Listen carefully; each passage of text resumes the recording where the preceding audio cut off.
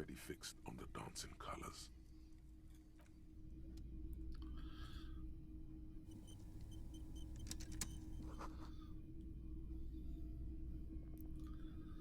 Okay, well,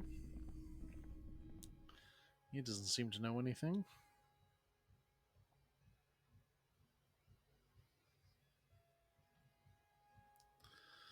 It's funny, there's a bar next door to me, which, of course, that brings a lot of problems. I went in there on New Year's Eve once, and I basically just bought a drink and kind of looked around awkwardly, and I'm like, well, this is not the place for me to be at all.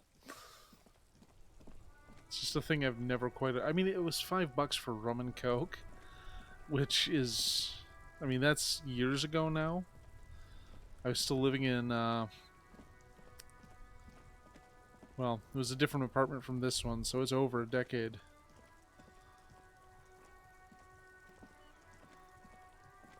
Oh, interesting. If I click walk somewhere, I won't run.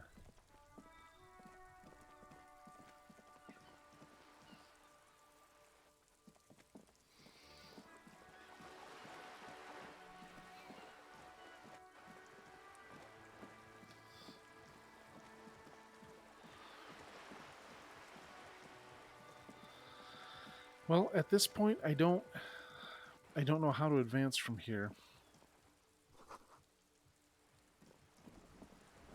I'm basically just going to keep poking things until something happens.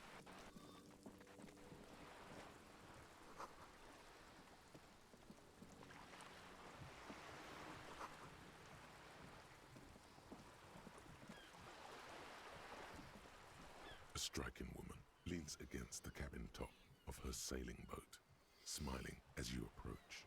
Her green raincoat glistens with droplets. A silk scarf is tied around her throat. Good morning, officers. I'm Joyce. Joyce L. Messier. I represent the board of Wild Pines, the owners of the harbour. You gentlemen must be from the RCM. Dayton, my maiden name. I'm glad to see you here. I was dispatched to handle a strike, not a lynching. Anything I can do to assist the RCM in this matter, I will, gladly.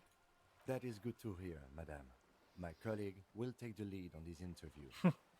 I should let you know that he is recovering from an unusual medical episode. Very Medical unusual. episode. But I can assure you of his ultimate competency. There's a trace of irony in his voice. Mischief, even. The lieutenant is hatching some scheme. How interesting. I wish you a swift recovery. In the meanwhile, you have my full cooperation, and the full cooperation of the Wild Pines group. It's hard to get a read on her precise disposition, but she appears helpful. Everything. Right up to, but not including, trade secrets. I believe the official title is Senior Labor Negotiator. In practice, I'm a grocery clerk. I relay the union's demands to Wild Pines and return with Wild Pines' counteroffer.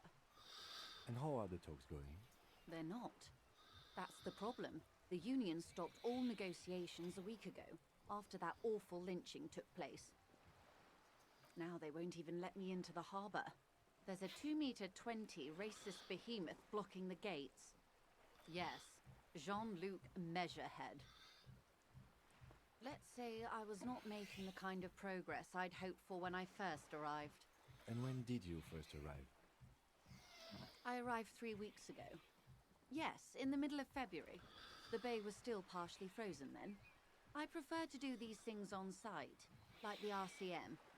But the strike began in December. I wasn't the original negotiator here. I took over after Mr. Gaumont hit a wall with Mr. Clare, the union boss. Mr. Clare refused to speak with Gaumont despite concessions he'd granted the union in prior negotiations. This isn't the first time the union has gone on strike. Heavens no. There have been 2 prior strikes. Both times the union won significant concessions, including overtime pay and a medical plan. This time their demands are more, I guess you could say, aggressive. Ludicrous, even. It's meant. Mr. Clare told him to... How did he put it? Fuck off, midget. Beaumont's jeez. short of stature, you see. Keep in mind, this is a negotiator Mr. Clare has worked with before, and who was more than fair with him and the Union. Sounds like usual aggressive posturing. There are leaflets everywhere, and banners. Every worker, a member of the board. Hmm. Most of the workers probably don't know what that means. Then you might also like their other slogan, Demand Democracy. Personally, I agree. It lacks the pizzazzo of every worker a member of the board. It's quite simple, you see. Every time the Wild Pines group makes a decision about what? About anything really, it needs the signature of each of the 2,200 workers in its Martinez terminal. Just so you understand, this is but one of 22 terminals owned by Wild Pines. Essentially, not only are they kings of the company, they are also kings of the 72,000 employees of Wild Pines Group. I'm not sure. Naturally, I assume that was just their opening position, a hard-nosed tactic with a side of mockery. But there's been no follow-up, just the same nonsensical slogan repeated over and over again. And now, people are getting lynched, I hear. Behind the whirling in rags, a disastrous situation. Excuse me, from whom did you hear about this lynching? I first heard it from the boyar at the gates, the one whose very name advertises his aversion to work. I think he said it was, "Call me mañana." This checks out. The scabs? You mean the huddled masses of Jamrock, come to plead for work where the Union refuses to? Jeez. If they were organized by Wild Pines or its affiliates, then it would be a company secret. I could not share it with you. Not right now, at least. It's implied. She's open to discussing this matter with you at a later occasion. Everard Clare is a man of the utmost integrity. If you can say one thing about him, it's that he always puts the interests of the workers first. Of course not. Everard is fantastically corrupt. I imagine he has a thick, viscous goo where you and I have blood.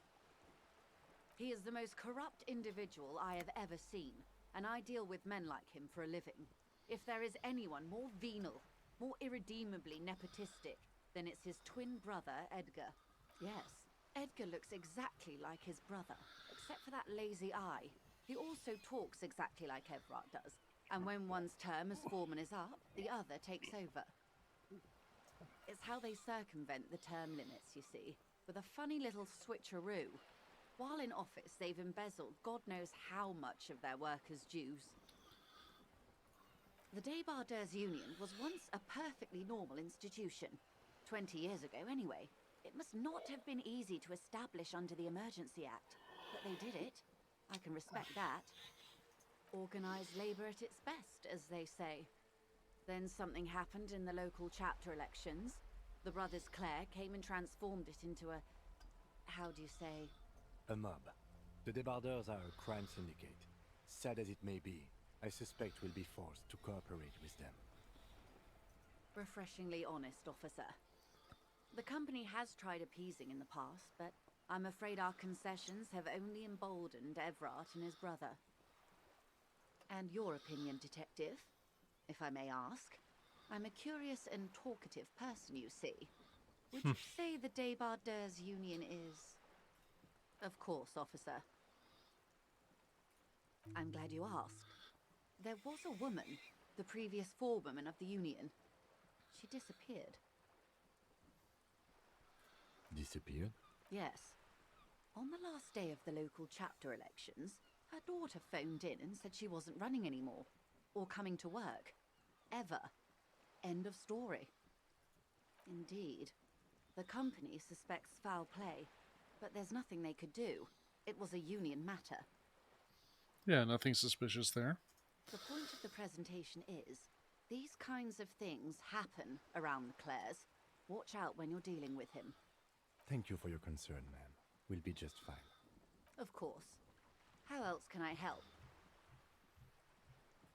quite a few things, I'm afraid. The information I'm to share with you includes sensitive trade secrets. For the sake of my employer, I have to ask for your names and badge numbers. Of course, ma'am. We should have introduced ourselves. I am Lieutenant Kitsuragi from Precinct 57. And this is my colleague from Precinct 41. I'm afraid he doesn't have his badge at the moment. I hope mine will suffice. How curious. Why is that, Detective? Awkwardness washes over the conversation. The woman doesn't like this turn of events. I see. So, are you saying you lost your badge during the course of this episode? Oh dear. Some kind of encephalopathic amnesia. Yeah, I don't that's even one way know to how put it. Respond. I'd call it getting blackout drunk and throwing my shoe out the window. I do believe you, naive as that may sound. I simply can't imagine what you gain by faking such a condition.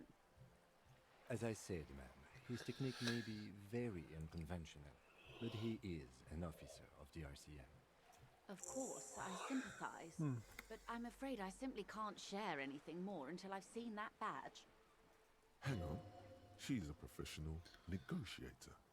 She should be open to some sort of mutually beneficial arrangement. She's a negotiator. Just float a favor at her. Insinuate. I will be frank with you. If I'm going to break protocol, I need to be able to justify it to my superiors. They're going to want to see something very tangible. I mean, fair. You're in, but expect her to drive a hard bargain. Reports from inside Terminal B suggest it's a hub for the local drug trade. This is an open secret in Martinez. The Union controls the terminal, so it goes to reason. They're profiting from this trade. The company has tried looking into this matter before, to no avail. Perhaps someone with your authority and resources might turn over the right stones. Or you can recover your badge. Though if I may be blunt with you, it sounds like that may be a lost cause. You're not wrong. A word in private before we continue. This is not going quite as I hoped it would, Detective. Honestly, I was expecting you to use your unorthodox technique to keep her off balance, and not volunteer us to be her henchman. This woman is running circles around us. She might have known about your misplaced badge all along, or she's simply an adept improviser. He doesn't let it show, but there is a limit to how much the consequences of your unprofessional behavior can cost the investigation. Oh, that would be fantastic, but do we have the time? The world is large and your badge is 8 by 6 centimeters. The situation might have changed drastically by the time you locate it. Time. You could request a new one from your station, but that would literally take months. I'm sure you will, Detective. No. If there is reasonable suspicion, we must investigate. Otherwise, she could claim we are siding with the Union, or that we are on their take. We'd never hear the end of it. What I propose is, we ask her, then we investigate, briefly. But do not share the outcome of this investigation with her. We tell her it's done, and demand for her information on the lynching. You're back. Good. What can I help you with? It's quite straightforward. Someone is using Terminal B to smuggle raw ingredients from the Samar and Isola into Revachol with the Union's blessing. Wild Pines has suspected it for years. Ingredients for what, ma'am? Meth and dextroamphetamine, GBL, and various synthetic psychedelics. Honestly, it might be quicker to say what you can't make from the stuff. Yes, after they clear the terminal, we lose track. The actual production is taking place at various sites in and around Jamrock Quarter, north of here. Wild Pine seems to be well apprised of the local drug trade, ma'am. Do you mean to say the Union also produces the product? Sells drugs, I mean? We're in logistics. It's our business to know. And no. As far as the company knows, the Union does not produce it. They transport the ingredients for a cut. Yes, but you won't get anything out of Evrat and the Dock Workers Union. Still, every chain has its weak link. The handoff. The motor lorries at the roundabout. Precisely. Someone needs to move the ingredients from the harbour into the city. Once they reach Jamrock, they're distributed to a network of local manufacturers well beyond our grasp. But in transit, they're vulnerable. Perhaps you've noticed that a number of lorries are tangled in a traffic jam at the roundabout just now. True. Okay. Interview the drivers who are still hanging about. She raises an One of them interesting might point. be waiting for a crucial shipment. I'll be explicit. If you find this driver, I will share company secrets with you. How do you think they're financing this strike? There are thousands of unpaid dock workers going strong for the 4th month straight. There was a shakedown of local businesses preceding the strike. Many were squeezed to bankruptcy to fund it. With all due respect to these desert cacti, the contents of a few cash registers cannot provide for 2,000 men. The local businesses can scarcely provide for themselves. Precisely.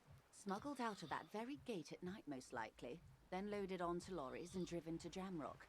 You simply need to find one driver who will open up to you.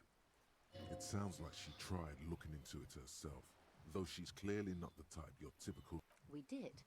On more than one occasion. Apparently, there's some sort of inter-precinct This is the disagreement about least whose surprising thing you could jurisdiction this say. area falls under. We know the company has launched its own probe into the union's alleged involvement. We also know it's come up empty. It's not just the RCM. No one's been able to find any hard evidence. Well, here's your chance, officers. No. We asked East Motor Track to raise the drawbridge. The road company is a partner of one of our subsidiaries. However, this is a limited time opportunity.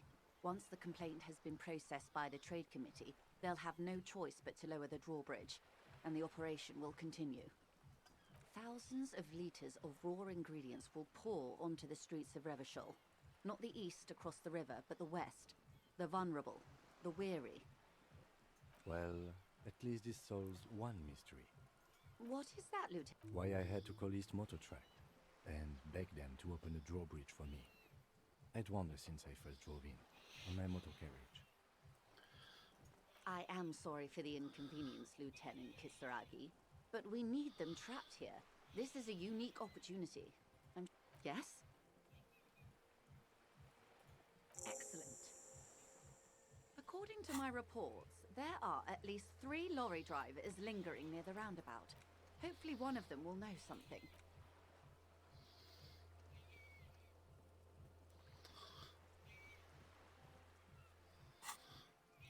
It may come to nothing, or it may just blow the case wide open. I can keep the drawbridge up for a few more days at least. You should have the time you need. In the meantime, let me know if there's... Of course, Detective. Okay, that's where I'm going to call it for tonight. I'm just going to say thanks for watching, anyone who wandered by. And, oops.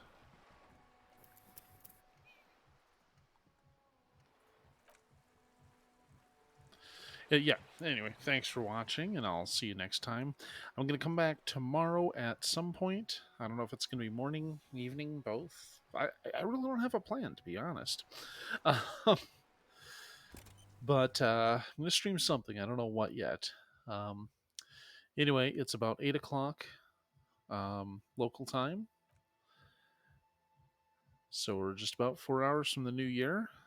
And things are going to change on my channel a little bit. My schedule is going to change for a few months related to work. So my Friday streams won't really be a thing anymore.